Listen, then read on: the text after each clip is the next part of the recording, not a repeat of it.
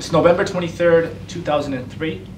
I'm 17 years old, and I jump into the backseat of a car expecting to get home that night, not knowing that I would not see home for months. I'm sitting in the backseat of this car, sitting right in the middle with my left leg underneath the driver's side. And as we were driving, I jumped on the phone and I was speaking to someone.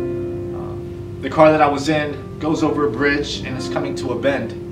And as it's coming to a bend, it does not turn with the bend, but it keeps going straight, and we hit head on with another car. I'll never forget what I seen as I was holding on, as I was taking my last breath, as I was in the midst of all this commotion, in the midst of this horror scene of my leg hanging and me just bleeding out to death in the backseat of a car. You know, I'll never forget the pictures that I seen. I seen me as a baby, and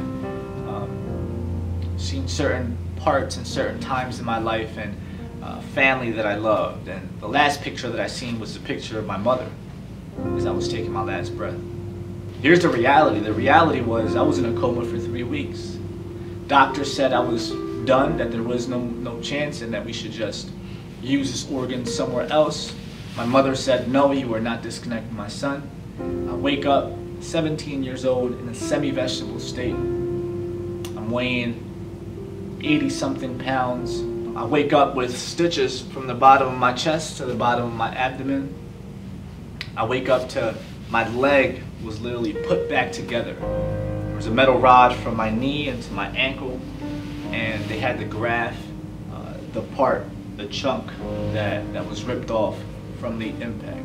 I end up walking out of that, and I walk out highly addicted to morphine and highly addicted to painkillers, leading me right into a lifestyle that was just not good for me.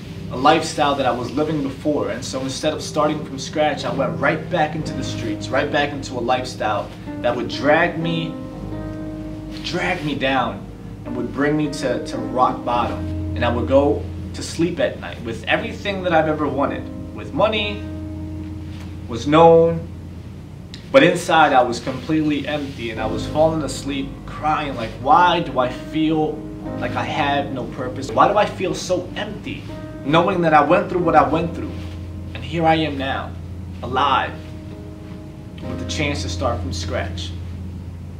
And that night, I ignited a passion, a desire in me to find myself, to find my purpose, to find why I was breathing, why I was living, and for what? For what reason? What am I going to fight for? And so here I am now on a mission about bringing just a message of you are more than your scars. I am more than my scars. And I will not let my scars, my physical scars and my past scars, dictate my future and my tomorrow.